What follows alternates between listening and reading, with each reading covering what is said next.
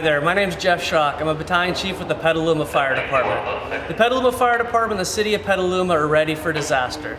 The city runs an emergency operations center which consists of a staff of roughly 40 people from all disciplines within the city government to help during a disaster for continuity of government and disaster response. The Emergency Operations Center works off of the city's Emergency Operation Plan. It's a document that's updated about once every 10 years, and it covers all the possible scenarios that we can find for disaster, either man-made or natural, that could happen in Petaluma.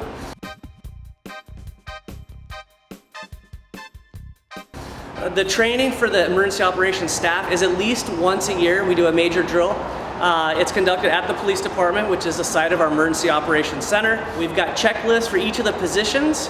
The emergency operations staff is divided into 5 different sections: the management section, the planning section, logistics, finance, and operations. And city staff from many disciplines within the city work within those different areas and specialties. At the Emergency Operations Center, we've got computers, laptops, access to what we need. But in the event that the main Emergency Operations Center is damaged or an alternate site is a better option, we do have a mobile command vehicle from the police department that we can use as an alternative site, as well as other sites within the city, and we can tow a trailer to that site where our Emergency Operations Center supplies live in that trailer, so it's mobile within the city. That was one of the major lessons learned from the Napa earthquake that we've changed in our operations to better be prepared for disaster. The city of Petaluma is prepared for disaster. Are you? That is our next major goal, is to make sure you as a citizen are prepared for disaster, know what to do in advance and what to do when disaster might strike.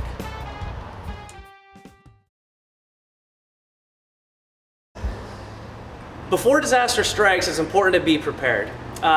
There's a few ways you can do that. One, through knowledge, and one through supplies and making sure your house and family are ready. There's many resources available, more resources than we can even cover here. But the 2 main ones I'd like to cover are the FEMA website, which is ready.gov, and also the city's website, which is cityofpetaluma.net. There's a multitude of resources on what a disaster kit should look like, what your 3 days of supplies should be, how to store them, how to store water, talks about medicine, animals, elderly, disabled, kids coping with disaster. Everything you need to know is there. It's upon you to take the time to look at that and follow those directions and learn and be smart about how to be prepared for disaster. The next thing we want to talk about is when disaster actually strikes, now what do you do? And how you respond when either the earth starts shaking or whatever the scenario is, how you respond will change drastically how you recover from that disaster.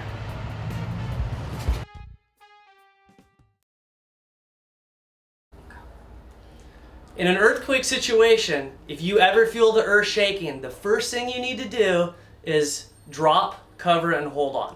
The biggest hazard in an earthquake is things falling on top of your head.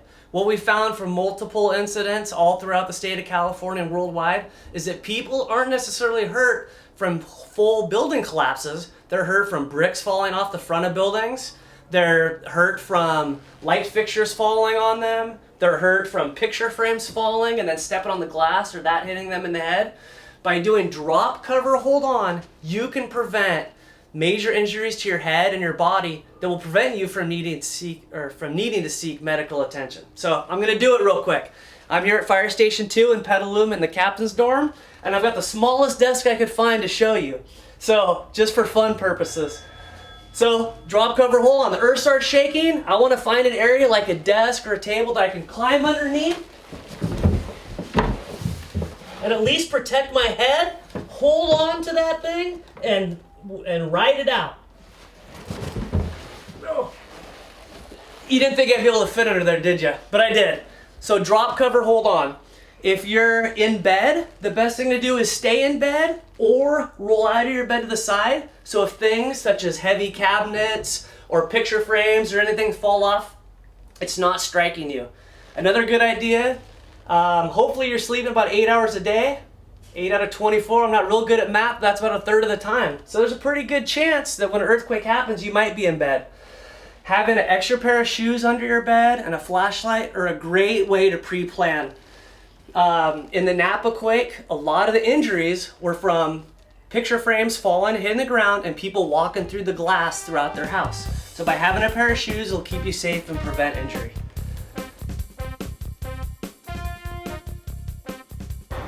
So after the earthquake, after you've done your drop, cover, hold on, then it's time after the earth's done shaking to do an assessment of your house. See what kind of damage there is, check on your family, and then check on your neighbors. First thing you want to do is do a check of your family, make sure everybody's okay, and then go throughout your house with your shoes on so you don't step on any glass, and make sure there's no gas leaks in your house or any other damage that could cause any harm to anybody. If you smell gas behind your appliances, or if you hear gas, that's when you want to shut off gas to your house. You do not want to shut off gas unless you hear a gas leak or you smell gas. Otherwise, you're gonna have a whole new disaster on your hands when you can't cook and you can't shower and you can't heat up water and it's gonna take a while for PG&E to come out after an earthquake to turn your gas back on. So how you do that is, this is a standard gas meter. There's gonna be a 90-degree valve on the gas meter. It's a rectangle shape where the gas is coming in from the street. If the rectangle is gonna be in line with the pipe, that means it's turned on. This needs to be at a 90-degree angle to the pipe, and that will be turned off. On older systems, you can turn 90 degrees either way. On newer gas meters, it only goes one direction. And you can tell which direction it needs to go because it's got a locking mechanism, but you can put a padlock through it. So you want to turn it so you can put a padlock through it, and that would mean your gas is in the off position. You can use an adjustable wrench, or in many hardware stores they sell the disaster wrenches where it's got the slot already cut in it. And a good idea is to leave it with your gas meter.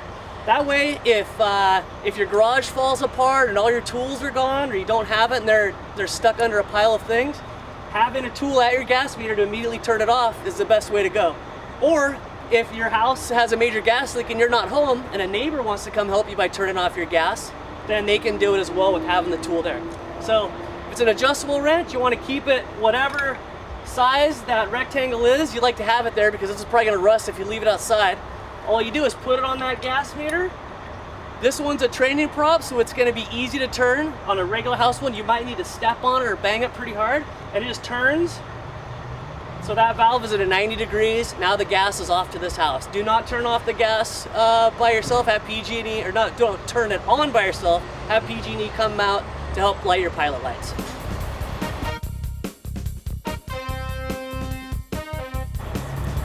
Now that you've completed your house assessment, now it's time to gather your supplies.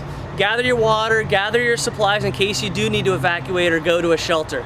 If you've got a fire extinguisher, have that ready, have that with your supplies. Get everything together in case you do need to leave. And then it's time to check on your neighbors. See how your neighbors are doing.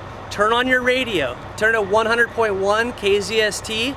And frankly, if there's a major disaster, all the radio stations will probably be talking about it. If you don't have a transistor radio in your house, or the power's out and you don't have access to getting your radio turned on, go to your car. Your car has AM, FM radio.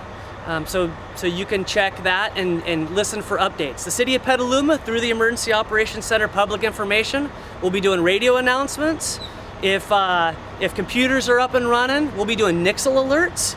You can log on to the internet at nixle, nixle.com, and sign up for Petaluma. You'll get emergency alerts. If you have a life-threatening injury to somebody in your family or in your neighborhood, please call 911. If your house is on fire, call 911. Right now, there's only 3 fire engines in the City of Petaluma with 2 ambulances. That's our daily staffing. It might take a while, and we will get help as soon as we can from other agencies. Depending on the type of emergency it is, other areas might be impacted as well, and that's why we really push everybody being prepared and preventing injuries in the first place. If you need us, call us, but understand it might be a while, and you do need to work with your neighbors and your community members for that support network.